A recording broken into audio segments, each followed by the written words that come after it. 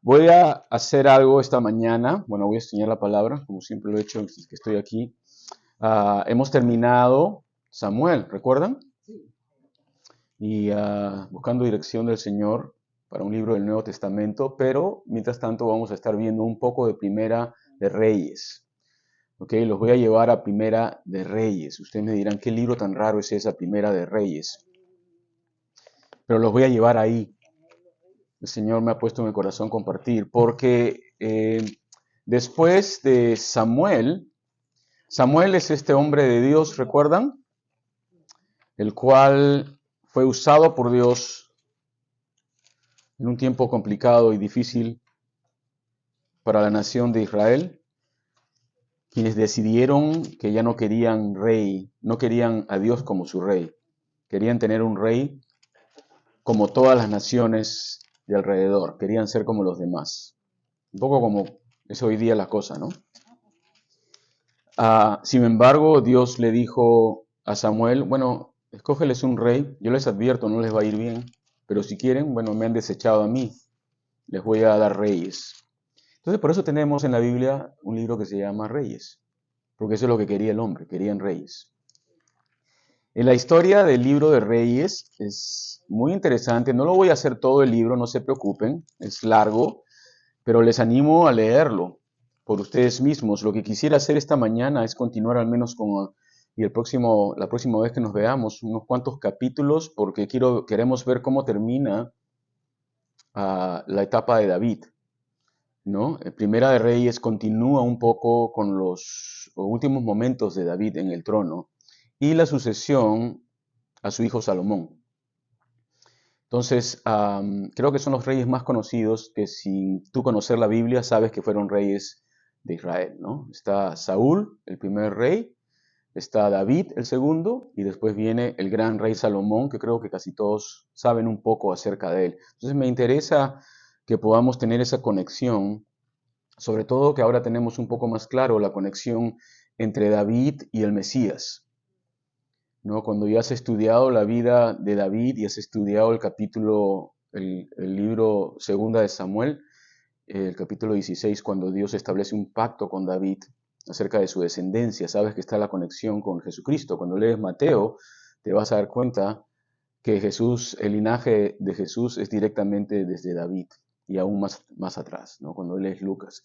Entonces, vamos a ver un poquito de Reyes, pero primero vamos a orar. Señor Jesús, te damos la gloria esta mañana porque, Señor, al estudiar este libro de Reyes nos damos cuenta que tú eres el Rey de Reyes, que no hay otro rey como tú, Señor.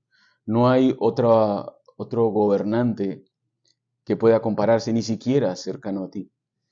Tu palabra dice que tú eres el Rey de nuestras vidas y aunque todavía no reinas sobre este planeta, a pesar que eres soberano sobre él, Señor, pero un día lo harás, de acuerdo a tus palabras y a tus promesas.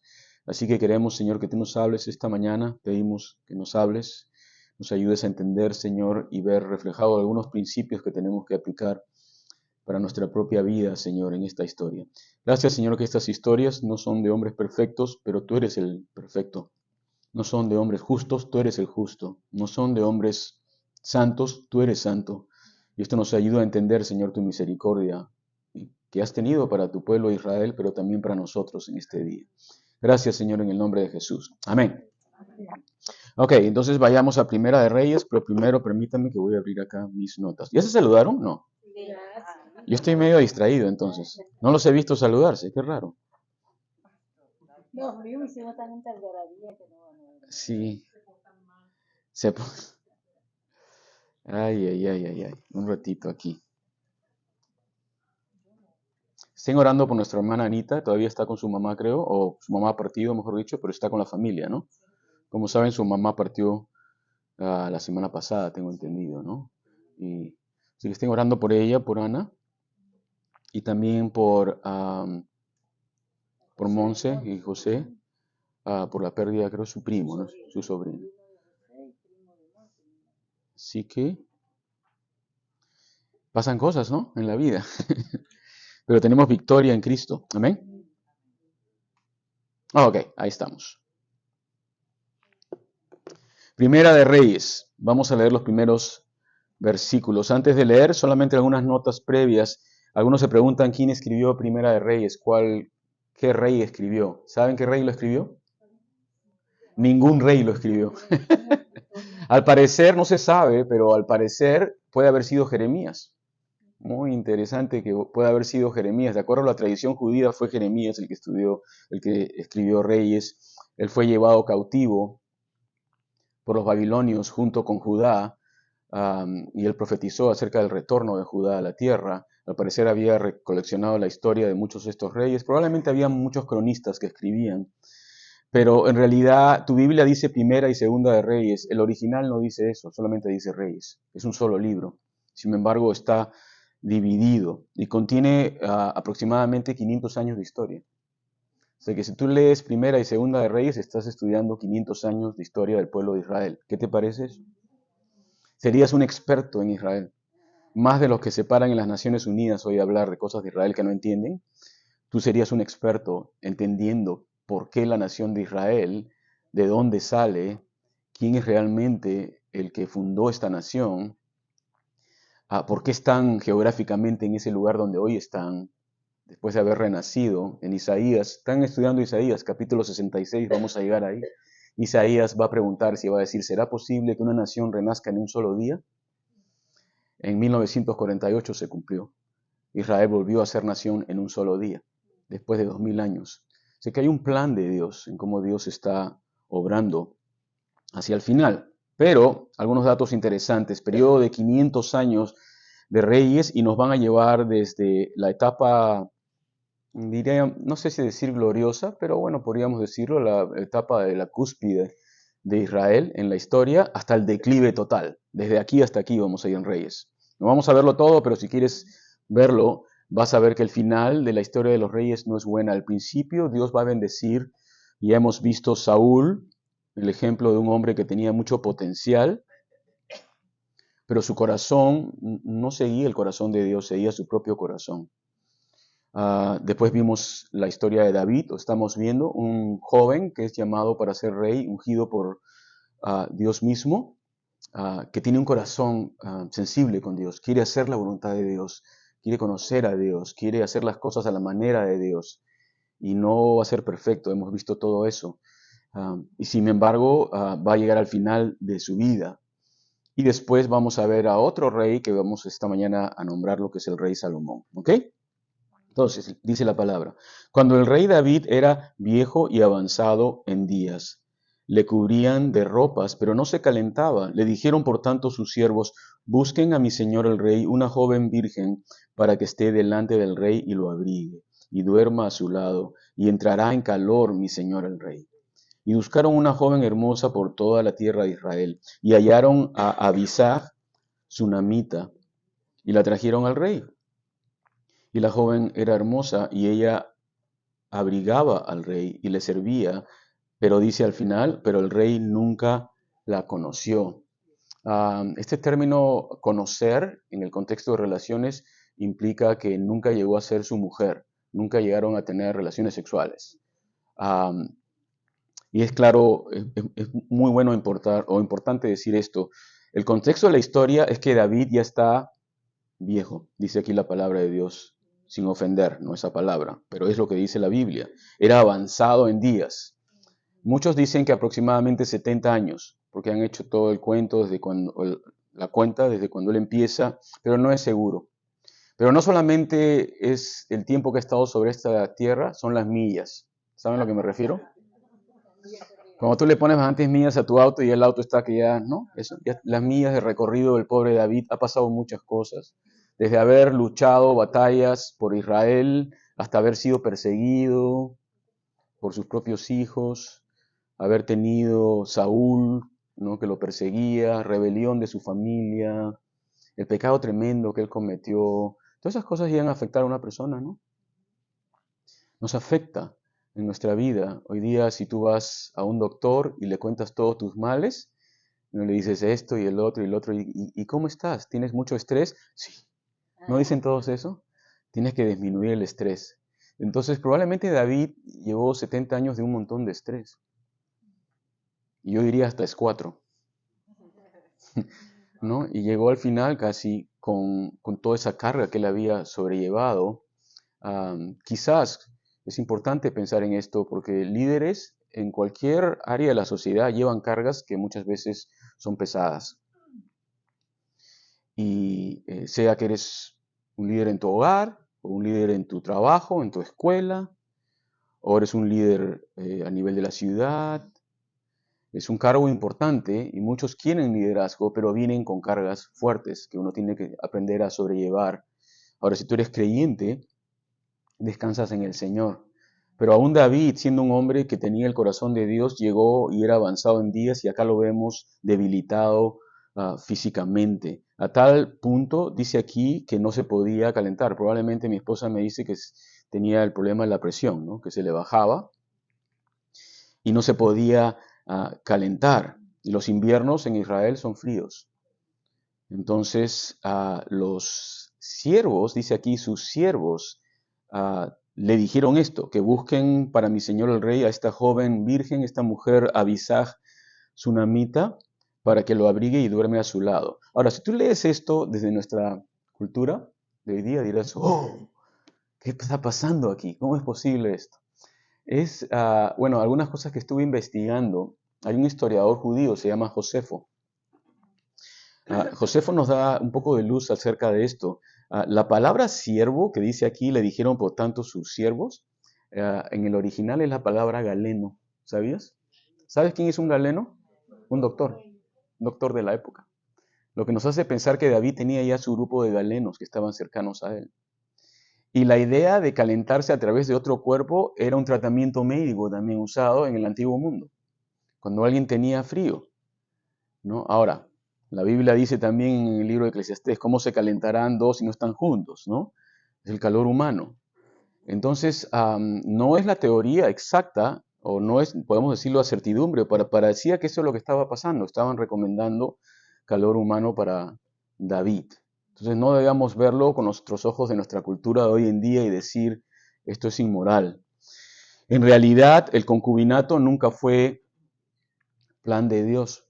Dios lo permitió, sí, pero no trajo buenos resultados para el hombre, ¿no? Nunca lo va a traer. Y no trajo buenos resultados para David, como lo vamos a ver ahorita en la sucesión de su reino, los problemas que van a haber por esto. El hecho es que le traen esta joven virgen, y estoy seguro que estos galenos o consejeros del rey también van a pensar que esta muchacha puede convertirse en una de las esposas o concubinas del rey. Por eso eligen una mujer que es virgen. ¿Ok? Y al parecer es una mujer muy hermosa de parecer, pero David no tiene nada con ella en términos de una relación entre pareja. Y dice aquí que le servía. Eso es todo lo que puedo decir con respecto a eso. Si algunos quieren ver más allá, bueno, ya de cada uno está, ¿no? Pero en realidad eso es lo que nos dice la Escritura. Esta mujer, Abisag Sunamita, estuve leyendo algunos comentarios al respecto y hay algunos que piensan que esta mujer, si ustedes leen Cantares, por ejemplo, ahí Salomón dedica unos poemas de amor a esta Sunamita. Algunos en su confusión, no sé, o querer ver cosas, piensan que el hijo de David fue el que tuvo una relación con ella y que básicamente Cantar de los Cantares está dedicado a ella. Pero eso no sería posible, porque una vez, de acuerdo a lo que estaba establecido, una vez que esta mujer o una mujer era concubina del rey, ya nadie más podía tocarla. Sería realmente algo detestable dentro del pueblo de Israel. Así que vemos difícil que Salomón haya podido hacer esto. No había una sola tsunamita en todo el mundo. Pero a veces tú lees la Biblia y dices, esto es así, tratas de conectarlo. He aprendido a no tratar de conectar cosas que no están claras.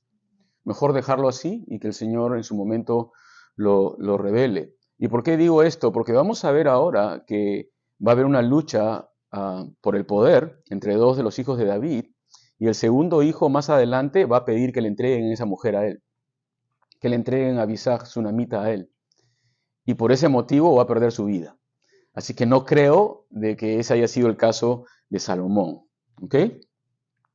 Ahora, ¿qué es lo que va a pasar aquí? Versículo 5. Entonces Adonías, hijo de Agit, se rebeló diciendo, yo reinaré, y se hizo de carros y de gente de a caballo.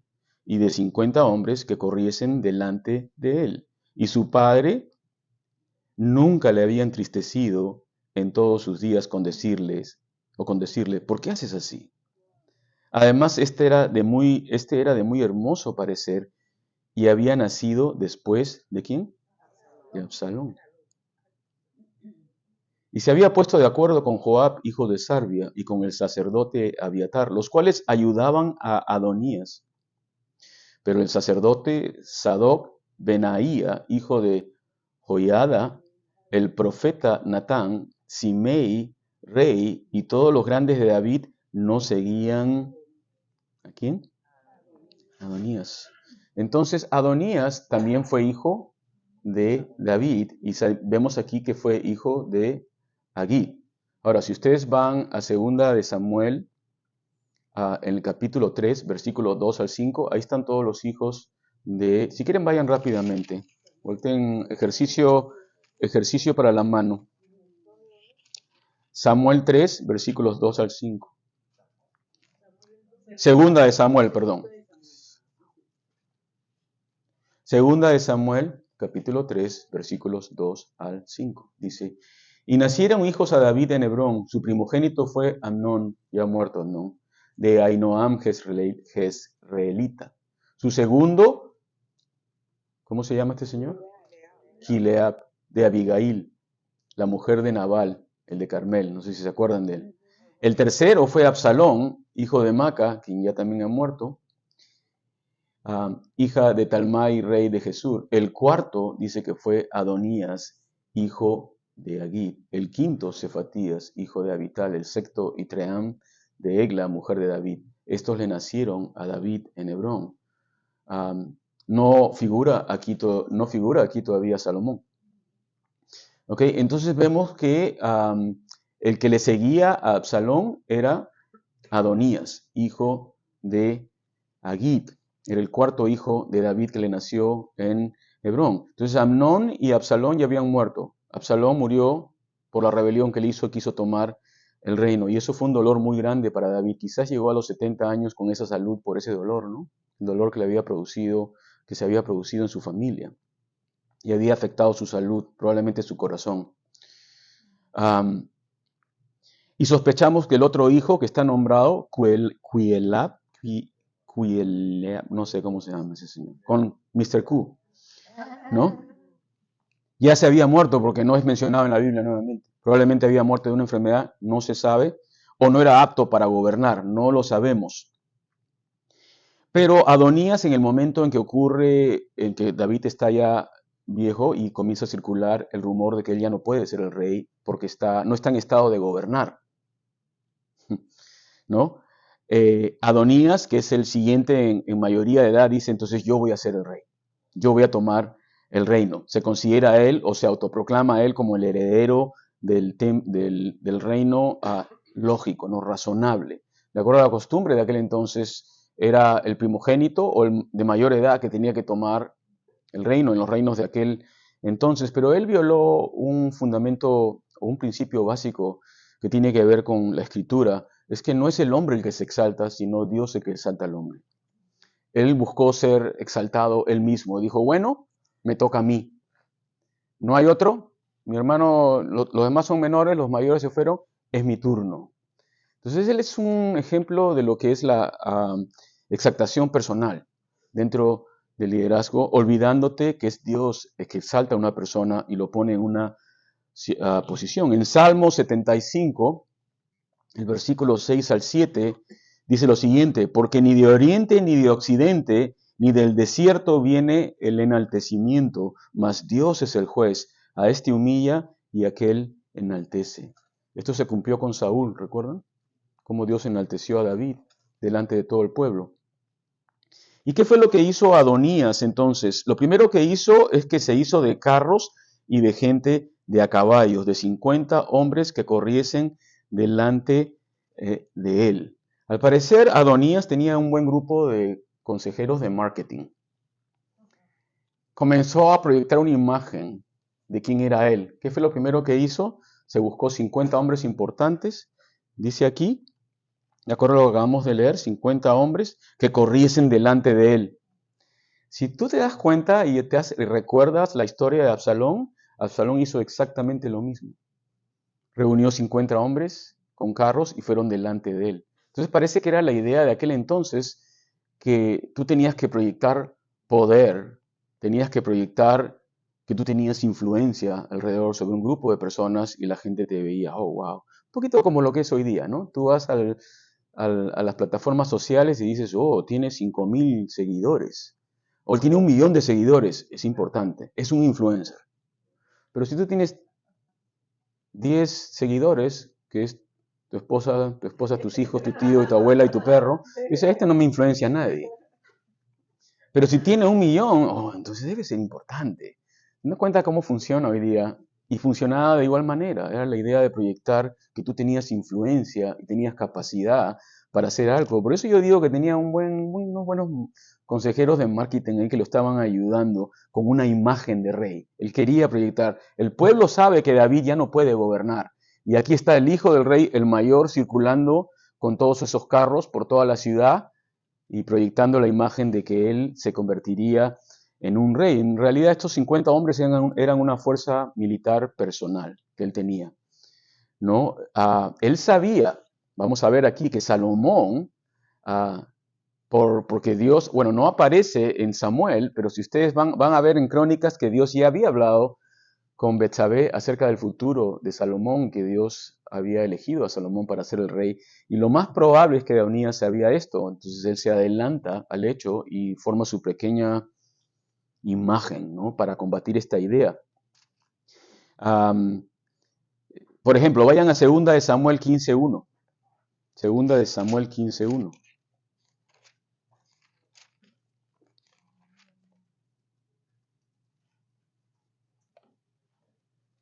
Segunda de Samuel 15.1 dice lo siguiente. Esto es cuando Absalón se subleva. Aconteció que después de esto Absalón se hizo ¿de qué? De carros y caballos y 50 hombres que corriesen delante de él. ¿Se dan cuenta? Eran los mismos asesores de marketing que tuvo Absalón.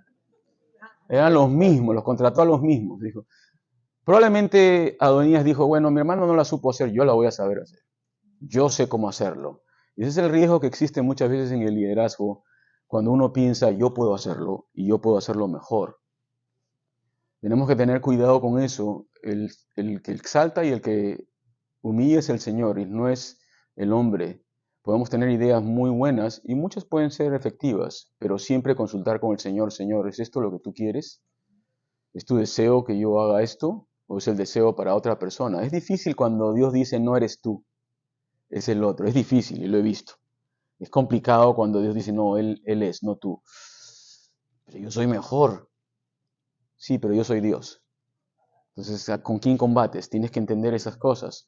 Juan el Bautista había tenido todo un séquito, él era un influencer de su tiempo, ¿no?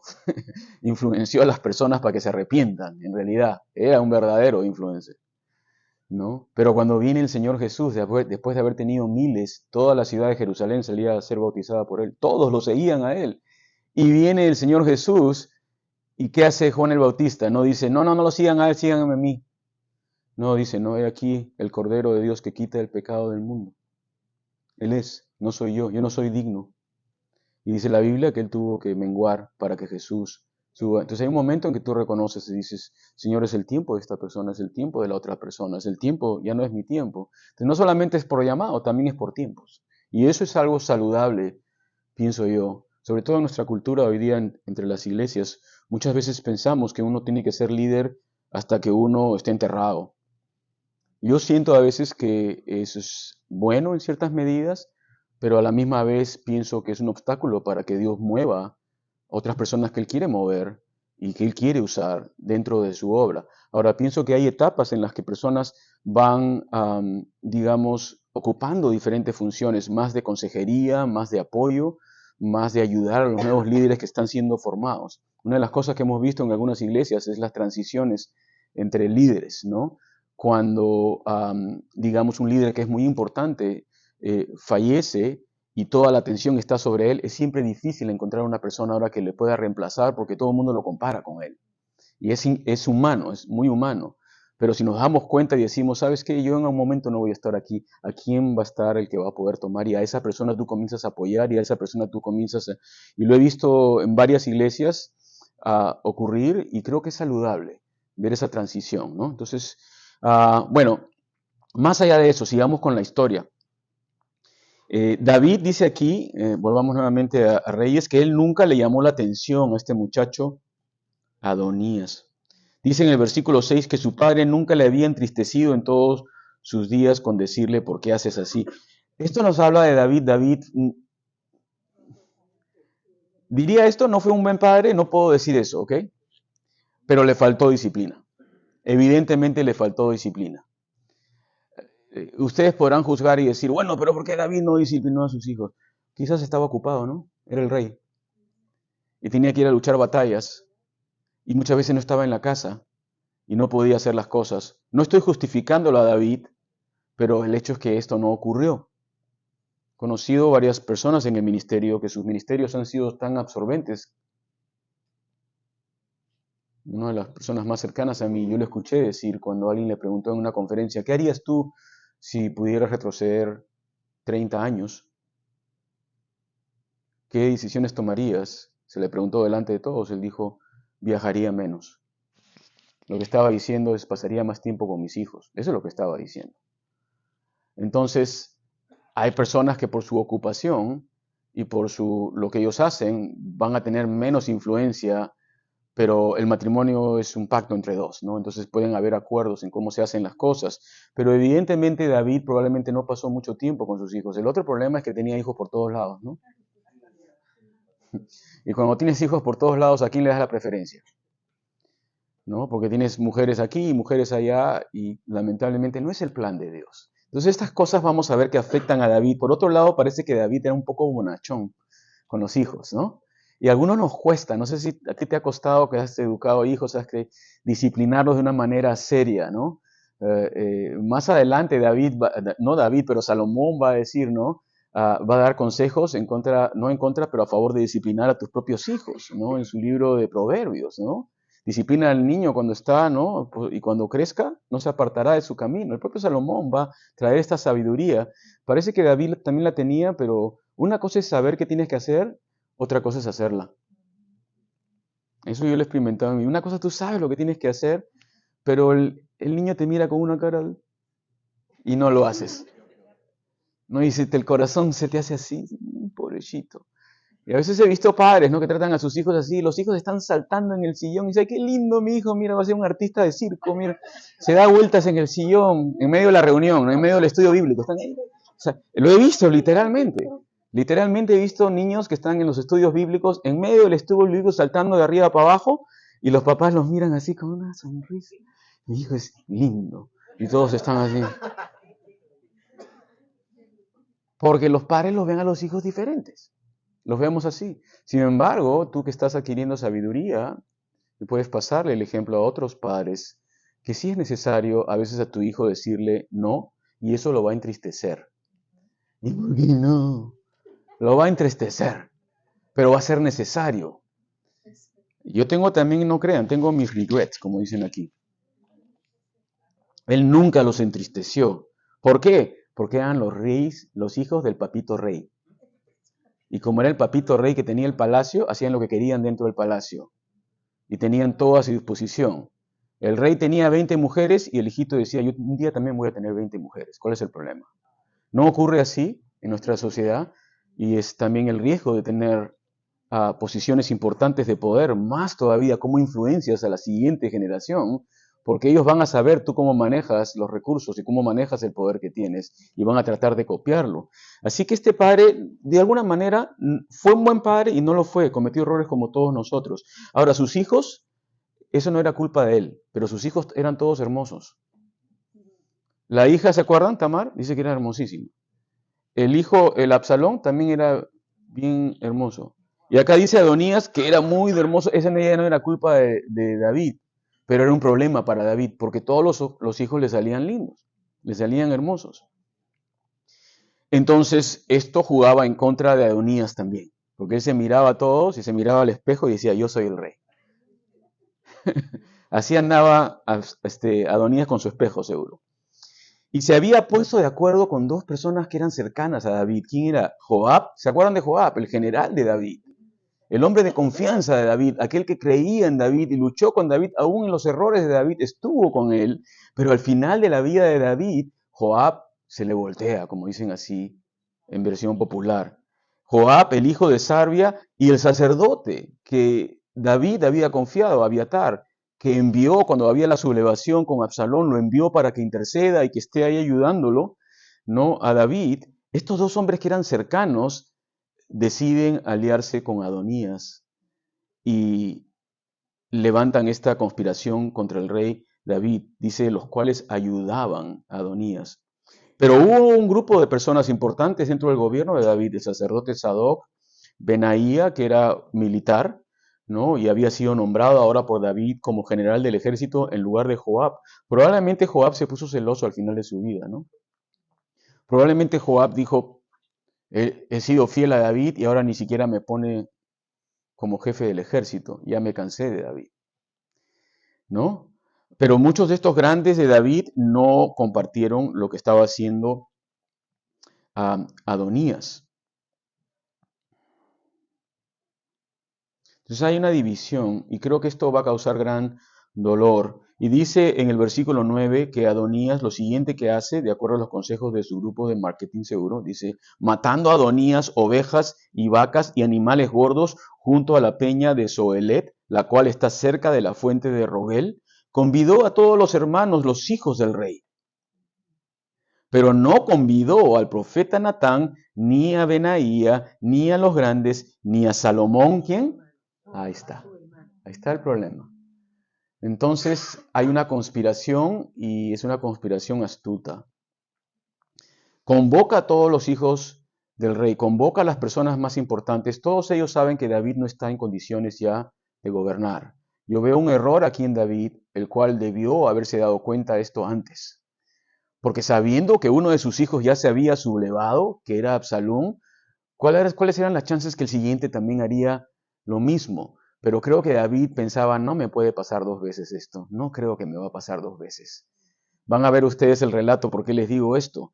Así que al final, este Adonías hace este sacrificio y lo hace junto a la peña de Zoelet, que era un lugar conocido en el valle de Cedrón, en el cual se hacían eventos importantes del gobierno. Entonces está buscando la escenografía apropiada y ahí él sacrifica ovejas y vacas y animales gordos. Y lo que pasa con los sacrificios, una vez que se hacían los sacrificios, se presentaba la grasa y todo eso. ¿Saben lo que pasaba después?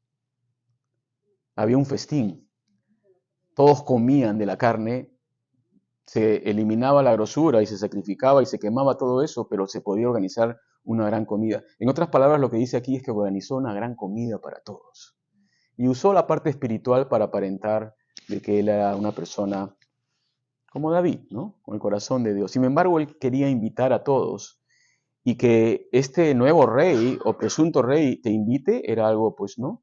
Importante. Entonces está jugando con la parte psicológica detrás. Sin embargo, él sabe bien que hay algunas personas que no van a estar de acuerdo y no los invita. Bórralo de la lista Natán, bórralo Benaía y a Salomón ni lo invites, por favor. No te metas con él. ¿No? Ahora, versículo 11. Entonces habló Natán a Betsabé. ¿Se acuerdan quién era Natán? A propósito. Natán era el profeta, el cual fue usado por Dios cuando David pecó contra Betsabé y mató a Urías Eteo. Él fue el que lo reprendió y lo expuso, ¿no? Natán se convirtió en un consejero personal de David y estuvo presente casi hasta el final de su vida. No lo vemos ya ejerciéndose como profeta, pero lo vemos como un consejero, una persona cercana, lo cual es admirable, sabiendo que él fue la persona que lo reprendió a David. Sin embargo, él permaneció cercano al palacio. David no tuvo un espíritu como decir, ya no te quiero cerca, porque tú me paras viendo mis cosas, ¿no? Pero lo tuvo siempre cerca, era una persona que él respetaba, era una persona de Dios. Entonces Natán dice, habló con Betsabé, la mamá de Salomón, diciendo, Más oído que reina Adonías, hijo de Agit, sin saberlo David nuestro Señor. Ven pues ahora y toma mi consejo para que conserves tu vida y la de tu hijo Salomón. Ve y entra al rey David y dile, Rey Señor mío, ¿no juraste a tu sierva diciendo, Salomón tu hijo reinará después de mí y él se sentará en mi trono? ¿Por qué pues reina Adonías? Estando tú aún hablando con el rey, yo entraré tras sí y reafirmaré tus razones. Entonces hay todos estos planes detrás, ¿no? De un lado Adonías, de otro lado Natán. Pero Natán sabe cuál es la voluntad de Dios. Y Dios va a usar a Natán y va a usar a Betsabé para enderezar el curso de las cosas, como Dios usa personas en este mundo también, para hacer su voluntad. Y va a usar a este profeta Natán y va a usar a Betsabé. Natán es el que viene con la idea diciendo no podemos dejar que esto ocurra, esto no es de Dios. Así que le dice a Betsabé y le dice, entra donde el rey y adviértele lo que está pasando. Esto nos dice que el rey estaba dormidito y todo el mundo hacía ya lo que quería detrás de él y lo manejaban al rey como querían. Ya David no tenía la fuerza y no tenía la capacidad mental tampoco para darse cuenta. Probablemente David pensaba, esto es imposible que Adonías me vaya a hacer algo así, no creo que vaya a pasar. Pero vayan a Primera de Crónicas capítulo 22, por favor, rápidamente. Primera de Crónicas, está más adelante de Reyes, un poquito más adelante. Primera de Crónicas capítulo 22, el versículo 5. 22:5. Crónicas son las crónicas de los reyes. Aparte del libro de los reyes, existen las crónicas de ellos. Y aquí está claramente lo que va a ocurrir. Miren en el versículo 5. Capítulo 22, versículo 5 dijo, y dijo David, Salomón mi hijo es muchacho y de tierna edad, y la casa que se ha de edificar a Jehová ha de ser magnífica por excelencia, para renombre y honra en todas las tierras. Ahora pues yo le prepararé lo necesario, y David antes de su muerte hizo preparativos en gran abundancia. Entonces llamó David a Salomón su hijo y le mandó que edificase casa a Jehová Dios de Israel. Y dijo David a Salomón, Hijo mío, en mi corazón tuve el edificar templo al nombre de Jehová mi Dios. Mas vino a mí palabra de Jehová diciendo, Tú has derramado mucha sangre y has hecho grandes guerras. No edificarás casa a mi nombre porque has derramado mucha sangre en la tierra delante de mí. He aquí te nacerá un hijo, el cual será varón de paz, porque yo le daré paz de todos sus enemigos en derredor. Por tanto, su nombre será ¿qué? Salomón, y yo daré paz y reposo sobre Israel en sus días. Este era el plan de Dios. No figura en Samuel, pero figura en las crónicas del rey. Dios había hablado, aún antes de que nazca Salomón, que él tendría un hijo, lo cual es impresionante cuando tú piensas, porque tú sabes las circunstancias en las cuales nació Salomón. Y Dios le estaba diciendo a David, David, tú vas a tener un hijo que se va a llamar Salomón, él me va a edificar casa. Ah, ya, sí, ¿y quién va a ser la mamá? No sabía lo que iba a pasar, David. No sabía que él iba a cometer tremendo pecado, y de ese pecado, después de haber matado a Urías, Betsabé sería su mujer. En otras palabras, la historia de Salomón es una historia de la extrema misericordia y gracia de Dios con la casa de David. Esa es la historia de Salomón. Él no debería haber sido rey de acuerdo a la justicia del rey. ¿Qué justicia había en que David abusó básicamente de Betsabé y mató al esposo? ¿Qué justicia había en eso? Ninguna. Sin embargo, Dios mostró extrema gracia y misericordia, porque la historia bíblica es eso, que Dios hace cosas que no debió haber hecho de acuerdo a nuestra propia justicia. Mandar a su hijo a morir por nosotros. ¿Por qué tenía que hacer algo así? No teníamos justicia en nosotros, no habíamos obrado bien. Sin embargo, Él lo hace por los injustos y da la vida del justo Jesús. Entonces, la historia bíblica es una historia de misericordia, es una historia de gracia, desde el Antiguo Testamento hasta el Nuevo Testamento. Y es por ese linaje que va a venir el Señor Jesucristo, en una historia llena de dramas y llena de desobediencias también. Entonces, volvamos nuevamente a Reyes. Espero no estar confundiéndolos con tantas cosas. Si los estoy confundiendo, igual voy a seguir. Entonces, una demostración de gracia que un hijo de la esposa de David, que él tomó a través del adulterio, y el asesinato, lo que ocasionó infamia para el reino, él iba a ser su heredero. Imagínate. Leamos el versículo 15. Dice, entonces Betsabé entró a la cámara del rey, y el rey ya no era viejo, sino dice muy viejo. Y Abisag sunamita le servía. Entonces era una muchacha que estaba sirviendo al rey, básicamente su concubina, nadie la podía tocar, el rey no la tocó, pero ella servía al rey. Y Betsabé entra y se inclina e hizo reverencia al rey, y el rey dijo, ¿qué tienes? Y ella le respondió, Señor mío, tú juraste a tu sierva por Jehová tu Dios, diciendo, Salomón tu hijo reinará después de mí, y él se sentará en mi trono. Y he aquí ahora que Adonías reina, y tú, mi señor rey, hasta ahora no lo sabes. O sea, el pobre no sabía lo que pasaba ya. Ha matado huellas y animales gordos y muchas ovejas, y ha convidado a todos los hijos del rey, al sacerdote Abiatar, a Joab, general de ejército, mas a Salomón ni siquiera le mandó invitación. Entre tanto, rey, señor mío, los ojos de todo Israel están puestos en ti, para que declares quién se ha de sentar en el trono de mi señor el rey después de él. De otra manera sucederá que cuando mi señor el rey duerma con sus padres, yo y mi hijo Salomón seremos tenidos por culpables. ¿Qué es lo que estaba diciendo aquí? Que la costumbre de aquel entonces era cuando había un nuevo rey tenía que eliminar a todos los que eran amenaza para él. Eso es lo que estaba diciendo, lo más probable es que nos va a quitar la vida a Salomón y a mí. ¿No? De otra manera sucederá que cuando mi señor el rey duerma con sus padres, yo y mi hijo Salomón seremos tenidos por culpables. Mientras aún hablaba con ella el rey, he aquí vino el profeta Natán. Qué coincidencia, ¿no? Y dieron aviso al rey diciendo, he aquí el profeta Natán, el cual entró al rey y se postró delante del rey, inclinando su rostro a tierra, y dijo, Natán, rey, señor mío, ¿has dicho tú, Adonías reinará después de mí? Y él se sentará en mi trono, porque hoy ha descendido y ha matado bueyes y animales gordos y muchas ovejas.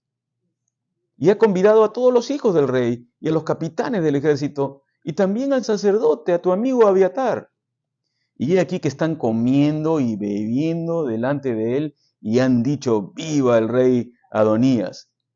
Pero ni a mí, tu siervo, ni al sacerdote Sadoc, ni a Benaía, hijo de Joiada, ni a Salomón, tu siervo, han convidado. ¿Es este negocio ordenado por mi señor el rey, sin haber declarado a tus siervos quién se había de sentar en el trono del señor, de mi señor el rey? Creo que no hay mayor explicación en esto, ¿no? Betsabé le comunica lo que está ocurriendo al rey. El rey no sabía nada. Estaba en su cama probablemente. Ya no tenía capacidad de gobernar. Era tiempo que él nombre a otra persona. Veo aquí también nuevamente el principio. No te agarres tanto a la posición. Cuando el Señor dice ya, está bien. Otra persona lo puede hacer. Y al final yo pienso de que no es del hombre, es de Dios. Es Dios el que levanta y Dios el que humilla. Así que él estaba tan viejito y entra Natán y le dice lo mismo. Y se lo dice de otras maneras. Natán es una persona astuta. Como habla él, es como, ¿no? Natán sabe la verdad. Dice, ¿has ordenado tú esto, Señor mío? ¿No? Entonces el profeta Natán va a hacer lo que tiene que hacer. Es impresionante porque el profeta Natán fue el que reprendió a David, recuerdan ustedes, y ahora entra para decirle qué estás haciendo. Cuando dijo este negocio es ordenado por mi señor el rey, lo que estaba haciendo era muy importante porque le estaba diciendo, bueno, de repente tú lo has hecho o no te has dado cuenta o alguien lo ha hecho por ti. Reacciona. Entonces, ¿qué ocurre? Miren, vamos al versículo 28. Simplemente leamos estas cosas porque creo que se explican solas. Quiero llegar hasta el final lo que está ocurriendo aquí. Entonces el rey David respondió y dijo, llamadme a Betsabé. Y ella entró a la presencia del rey y se puso delante del rey. Y el rey juró diciendo, vive Jehová, que ha redimido mi alma de toda angustia, que como yo te he jurado por Jehová, Dios de Israel, diciendo, tu hijo Salomón reinará después de mí, y él se sentará en mi trono en lugar mío, que así lo haré hoy. Entonces Betsabé se inclinó ante el rey con su rostro a tierra y haciendo reverencia al rey dijo, viva mi señor el rey David para siempre. ¿Qué tal relación que había en esa época entre las personas, no? Lo consideraban al rey, Betsabé era su esposa y se inclina a tierra. Los esposos que están acá no tomen este versículo y digan, ya ves, le llamó mi señor, ¿no? Algunos dicen, no, me tienes que llamar mi señor. No se equivoquen con eso, por favor. Este es otro tiempo completamente diferente, ¿no? En Cristo somos uno, iguales los dos, tenemos las mismas responsabilidades delante del Señor. Y el rey David dijo, llamadme al sacerdote Sadoc y al profeta Natán y a Benaía, hijo de Joiada. Y ellos entraron a la presencia del rey y el rey les dijo, tomad con vosotros los siervos de vuestro señor. Los siervos del señor, de vuestro señor, del rey, son los cereteos y los peleteos, son estos mercenarios agresivos que eran la guardia personal del rey. En otras palabras, este tiene 50 y yo voy a mostrarle lo que es poder. Que esperen un poquito. Exactamente, le mandó SWAT y los comandos y todos ellos. Y allí lo ungirán el sacerdote y lo llevarás a Guión. Guión es un lugar donde se ungía muchas veces a personas que iban a ser usadas por Dios, un lugar muy especial. Y allí lo ungirán al sacerdote Sadoc y al profeta Natán. Y el profeta Natán, como rey sobre Israel, y tocaréis trompeta diciendo, viva el rey Salomón. Después iréis vosotros delante de él, y vendrá y se sentará a mi trono, y él reinará por mí. Porque a él he escogido para que sea príncipe sobre Israel y sobre Judá. Están los dos reinos, ¿no? Entonces Benaía, hijo de Joiada, respondió al rey y dijo, amén. Así lo haga Jehová, Dios de mi señor el rey. De la manera que Jehová ha estado con mi señor el rey, así esté con Salomón y haga mayor su trono que el trono de mi señor David. Entonces David toma acción y ejecuta los planes, hace los arreglos para la unción de Salomón como el nuevo rey de Israel. Lo hace en un lugar muy importante porque es el lugar donde se ungían muchas veces a sacerdotes, a personas importantes que debían ser ungidos, y lo interesante es que está cerca a Jerusalén, se escucha lo que está pasando. Entonces David también hace algo inteligente. Se voy a hacer que todo el mundo se dé cuenta a la hora que toquen las trompetas de este lugar, ya todo el mundo sabe que está ocurriendo algo importante para la nación. Entonces llama al sacerdote, que es fiel a él, llama al profeta Natán y llama a Benaía. No sé si te das cuenta, Sadoc, liderazgo espiritual, ¿no? Natán, un profeta, y Benaía, o podría ser un consejero en estos momentos, y Benaía es militar. Los tres poderes están ahí. Y a los tres los toma y les dice apoyen a Salomón. Lo van a ungir, van a tocar la trompeta, van a declarar que él es el rey. Y miren lo interesante, me parece muy interesante lo que dice y responde Benaía, este guerrero, que ahora es general de los ejércitos de David. Miren lo que va a decir, amén. Cada vez que veo amén en el Antiguo Testamento me llama la atención. ¿Saben lo que significa amén? Así sea, que se cumpla. ¿No? Por eso es que al final de tu oración tú dices, amén. Así lo diga Jehová, Dios de mi Señor el Rey. Entonces es un hombre espiritual. Pero miren lo que dice en su oración, de la manera que Jehová ha estado con mi Señor el Rey, así esté con Salomón y haga mayor su trono que el trono de mi Señor el Rey David. Si tú estudias la historia de Salomón, no la vamos a estudiar por completo, vas a saber que este deseo de Benaía se va a cumplir a la mitad, no el 100%. Porque durante Salomón, el reinado de Salomón, Israel va a alcanzar su mayor esplendor político, social, económico y podríamos decir hasta religioso. Se va a construir el templo, Israel se va a convertir y Jerusalén se va a convertir casi en el centro del mundo por una etapa breve.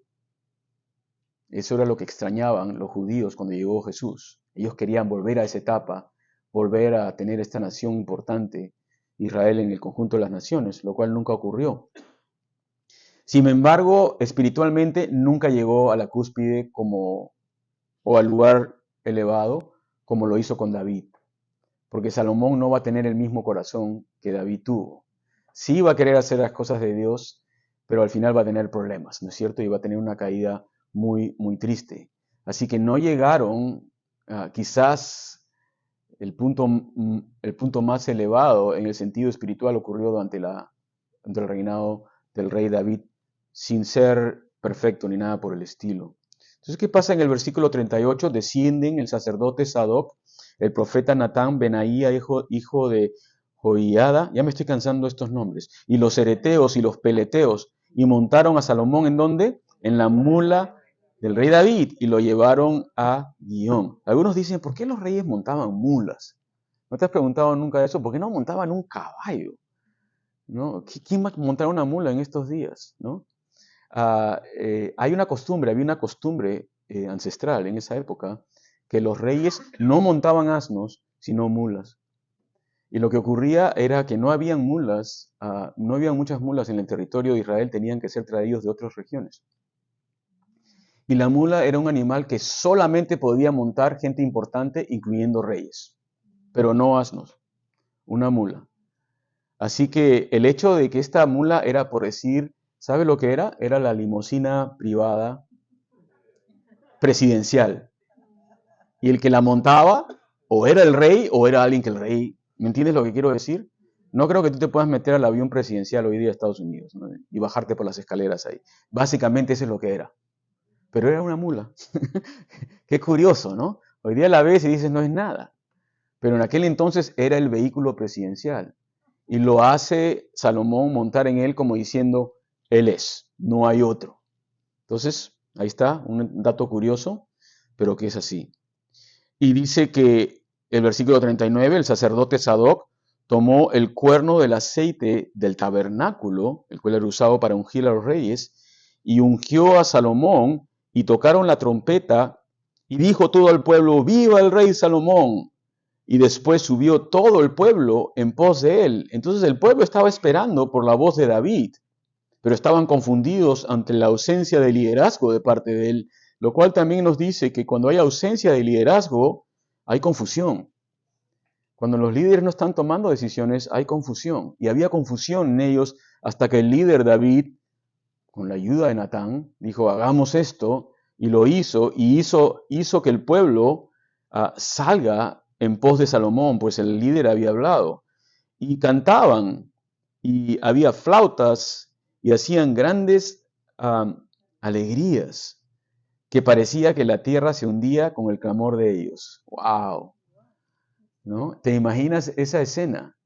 En otras palabras, una gran celebración con un gran ruido que se escuchaba en toda la ciudad. No habían parlantes, pero se escuchaba en todos lados. La música de alegría. Yo creo que esa música de alegría se va a escuchar nuevamente cuando retorne el Señor Jesucristo.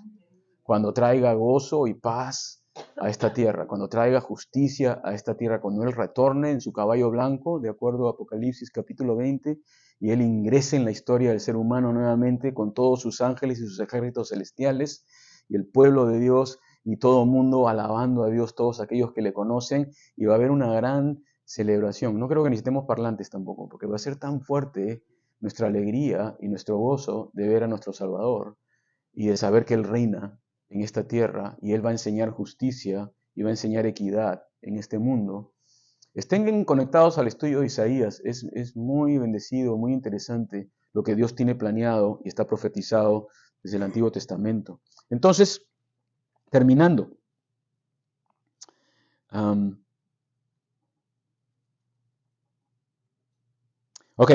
dice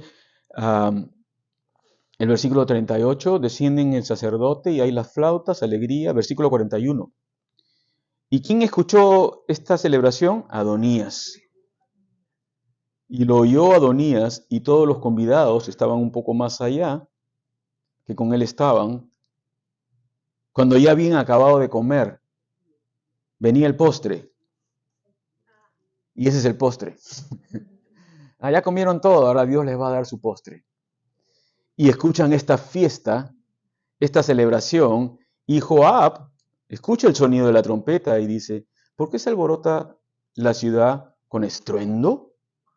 Mientras él aún hablaba, he aquí vino Jonatán, hijo del sacerdote Abiatar, al cual dijo Adonías: entra, porque tú eres hombre valiente y traerás buenas nuevas. Y Jonatán, temblando, seguramente le dijo a Adonías: ciertamente nuestro señor el rey David ha hecho rey a Salomón. Ahí está el postre. ¿Qué les parece? Deja que Dios exalte y deja que Dios humille. Es como Dios obra, ¿no? En su pueblo. Cometió un gran error al pensar que él podía hacerlo sin consultar al Señor, y ahora iba a tener consecuencias fuertes. Joab, por otro lado, es otro caso interesante que me parece bueno mencionar. Joab ha llegado al final casi de la vida de David, un poco decepcionado de David. Quizás guardaba en su corazón un poco de rencor. ¿Se acuerdan que su hermano fue muerto? ¿No? Y David no ejecutó a Abner, tuvo que ejecutarlo él mismo, lo cual vamos a verlo en los próximos capítulos, algo tremendo va a pasar. Pero, y también lo había destituido a Joab de ser el general. Entonces probablemente Joab ya tenía, ustedes saben, ¿no? Cuando ocurren cosas y guardas algo en el corazón y luchas contra eso, pero dice: Señor, te lo entrego, pero ahí está. Y eso hace que tus acciones se nota, ¿no? En la vida de una persona, cuando tienes esas cosas. Joab probablemente, pero Joab había sido un hombre fiel, estuvo fiel con David desde el principio, había pasado desde la cueva, desde la persecución, desde las batallas. Sin embargo, es triste, ¿no? Porque al final no hay nadie como el Señor a tu lado, ¿no? Cuando uno se apoya completamente o 100%, todos nosotros podemos fallar en algún momento. Todos nosotros podemos fallarle, inclusive a la persona más cercana a nosotros. Pero apóyate en el Señor Jesús completamente. Él nunca falla, como decimos en la canción, Él nunca falla. Él es fiel y va a ser fiel hasta el final con nosotros. Así que van a fallarle estos hombres. Joab va a traicionar básicamente a su amigo David, probablemente pensando que David ya no tenía ni voz ni voto en lo que iba a pasar. Entonces, acabando, ¿cómo acaba esto? Entonces dice que, ¿dónde está el versículo que me he quedado? 4:4, ya estoy como David, creo yo. Y el rey ha enviado con él al sacerdote Sadoc y al profeta Natán y a Benaía, hijo de Joiada, o Joiada, y también a los ereteos y a los peleteos, a los cuales le montaron en la mula del rey. En otras palabras, ha enviado a todos los que tú no invitaste. Y el sacerdote Sadoc y el profeta Natán lo han ungido por rey en Guión, de todos los lugares en Guión donde se ungen a los reyes. Y de ahí han subido con alegrías y la ciudad está llena de estruendo. Este es el alboroto que habéis oído. Y también Salomón se ha sentado en el trono del reino. Mientras tú estabas comiendo con tus invitados y haciendo tu marketing ahí delante de todos, ya Dios hizo su voluntad. Y aún los siervos del rey han venido a bendecir a nuestro Señor el rey David, diciendo: Dios haga bueno el nombre de Salomón más que tu nombre, y haga mayor su trono que el tuyo. Y el rey adoró, ¿dónde? Ahí estaba David. Y además el rey ha dicho así: bendito sea Jehová, Dios de Israel, que ha dado hoy quien se siente en mi trono, viéndolo mis ojos. David necesitaba ayuda, amigos. Y hubieron dos hombres que lo ayudaron, a lo mejor uno y una mujer. Fue Natán y Betsabé. Vinieron a ayudarlo. Sabían que él ya no estaba en condiciones, pero sabían que la mano de Dios estaba ahí. Y ellos hicieron lo que tenía que hacer y fueron, yo pienso, fueron usados por Dios cuando David ya no podía hacerlo. ¿Qué ocurre con Adonías? Vamos a verlo rápidamente. Dice: ellos entonces se estremecieron y se levantaron todos los convidados que estaban con Adonías y se fue cada uno por su camino. Salieron corriendo todos. Mas Adonías, temiendo de la presencia de Salomón, se levantó y se fue y se asió de los cuernos del altar. Y se lo hicieron saber a Salomón diciendo: he aquí Adonías tiene miedo del rey Salomón, pues se ha asido de los cuernos del altar, diciendo: júreme hoy el rey Salomón que no matará a espada a su siervo. Los templos eran considerados como lugares santuarios. Hoy día tenemos esto políticamente hablando, ciudades santuarios, ¿no? La idea es de que nadie te puede tocar ahí, no importa lo que ha pasado. Bueno, la idea aquí era que los templos eran lugares santuarios, donde a pesar de lo que habías hecho, podías buscar protección y podías buscar misericordia y podías buscar gracia. Sin embargo, no me acuerdo del versículo exacto, pero hay un versículo en el Antiguo Testamento que dicen que los inicuos no pueden buscar protección en la casa del Señor. No recuerdo el versículo exacto, pero él hace lo que piensa que debe hacer, ir buscar refugio, porque sabe que Salomón, de acuerdo a las costumbres de aquella época, lo va a eliminar. Y dicen en los últimos versículos 52, y Salomón le dijo, si él fuere hombre de bien, ni uno de sus cabellos caerá en tierra, mas si se hallare mal en él, morirá. Y envió el rey Salomón y lo trajeron del altar, y él vino y se inclinó ante el rey Salomón, y Salomón, ¿qué dijo? Vete a tu casa. Entonces, nuevamente, para recapitular, valga la redundancia, recapitular el capítulo, ¿no? ¿Qué las cosas, algunas de las cosas que podemos aprender nosotros y llevarnos a nuestra casa? En primer lugar, la voluntad de Dios es más importante que la voluntad del hombre o el deseo del hombre. Siempre buscar lo que es de Dios, no buscar solamente lo que es mío, lo que yo deseo. Consultarlo con el Señor.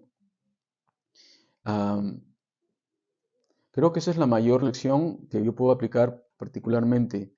Buscar la voluntad de Dios con respecto no solamente a mi propia vida, sino con respecto a la vida de las demás personas, a las personas que están rodeándome. ¿Cuál es tu voluntad, Señor? Quiero decirles que ustedes están en mi corazón siempre orando y tratando de ver cómo Dios les va a usar a ustedes en sus propias vidas, ¿no? ¿Qué es lo que Dios quiere hacer con sus vidas? Este ministerio ya hemos estado varios años. ¿Saben algo curioso? Les cuento algo así ya antes de terminar, pero ¿cuántos tiempo tenemos aquí? ¿22 años? Pero con la palabra creo que es menos, creo que son como unos 20. ¿No? Recuerdo a un principio cuando dijimos, hay que empezar un ministerio. Había un ministerio en español antes aquí, no sé si ustedes sabían, que no estaba yo de pastor, había otro pastor. ¿Sabes cómo se llamaba el pastor? Jesús. Así se llamaba, Jesús. O sea, una iglesia cuyo pastor era Jesús. Y yo recuerdo que conocí a Jesús y a su esposa, lindas personas, y vine a ayudarles, ¿no? En el ministerio. Y estaban pasando muchas pruebas. Entonces yo vine a ayudarles a hacer clases y todo eso, apoyarles en lo que yo podía. Y después un día el pastor Jesús vino y me dijo, César, yo tengo otras cosas que hacer. Y me dijo, ¿tú crees que tú en un momento tú podrías, ¿no?, tomar el ministerio? Y qué sé yo. Bueno, yo estaba en el staff, él no estaba en el staff. Yo le dije a Jesús, Jesús, esta congregación es tuya. Tú les has bendecido, tú les has enseñado, no yo, ¿no? Yo lo que puedo hacer por ti, hermano, es orar para que Dios te guíe, pero te voy a apoyar en este ministerio. Eso es lo que voy a hacer, ¿no? Le digo a nivel personal, hubiera sido fácil para mí decir, ya está bien, déjame todo, yo me hago acá. Dije, no, si es del Señor, el Señor lo va a hacer en su tiempo, pero yo te voy a apoyar. Y le comencé a apoyar y bueno, pasaron muchas cosas, ¿no?, de por medio. Quizás son la historia del ministerio en español aquí. Y bueno, después finalmente el Señor le llamó a otra congregación, estuvo sirviendo en otra congregación. Entonces recuerdo que esos días estábamos orando, Señor, ¿qué hacemos? ¿No? ¿Qué es lo que tú quieres que hagamos? Y fue ahí que el Señor nos reunió a un grupo, a los cuales ya no están aquí. Éramos 3 o 4 y dijimos, empecemos algo en español a ver qué es lo que el Señor hace. Y empezamos un servicio, empezamos un estudio bíblico, y para mí ha sido un gozo todos estos años ver cómo Dios ha ido levantando hermanos, hermanas y sirviendo al Señor. Pero han habido hasta ahora tengo como 3 o 4 directorios que había hecho, ya no lo hago, pero últimamente hacía un directorio de todos los que asistían o que eran parte. Y después un día me puse a revisar los directorios así, y vi que del primer directorio ya no quedaba nadie, solamente 2. Del segundo directorio quedaban 1 o 2. Y después, o sea que en otras palabras, me di cuenta que Dios iba moviendo a las personas, las iba moviendo. Y cuando muchos pastores dicen, si se molestan, yo digo, pero ¿por qué me voy a molestar si Dios los está moviendo? Si Dios es el que mueve las piezas, yo no las mueve el Señor. Si el Señor llama a alguien y dice, ¿sabes qué? Quiero que inicies algo aquí o quiero que vayas para acá, yo me debo alegrar y decir, Señor, gracias, ¿no? Porque es una nueva etapa y Dios va moviendo sus piezas, ¿no? Y vemos aquí en la historia, ¿no?, de David y Salomón. Dios iba moviendo sus personas. y el hombre no es tan indispensable como uno piensa que es, y Dios va haciendo la obra. Entonces vi esto claramente y llegué hasta el último y ya dije, ya no voy a hacer más directorios, porque a veces los miraba y decía, ¿dónde estarán todas estas personas? Y me ponía triste, decía, pero ya no, o sea, ahora lo veo y digo, gloria a Dios, están sirviendo al Señor en otros lugares, están en otras partes, ¿no? Ya, amén, mientras que estén con el Señor, para mí es suficiente.